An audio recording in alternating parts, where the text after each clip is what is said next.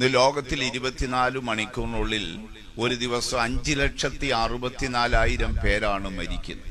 നീതിമാനായവനോ തന്റെ മരണത്തിലും പ്രത്യാശയുണ്ട്. ഭൂമിയിൽ ഒരു മനുഷ്യൻ നീതിമാനായി ജീവിച്ചാൽ അവൻ മരിക്കുമ്പോൾ അവന് പ്രത്യാശയുണ്ട്. ഇന്ന് ലോകത്തിൽ 24 മണിക്കൂറിനുള്ളിൽ ഒരു ദിവസം 5,64,000 പേരാണ് മരിക്കുന്നത്. ഒരു ദിവസം 5,64,000 പേർ. സെക്കൻഡിൽ 3 പേര് വീതം മരിച്ചുകൊണ്ടിരിക്കുകയാണ്.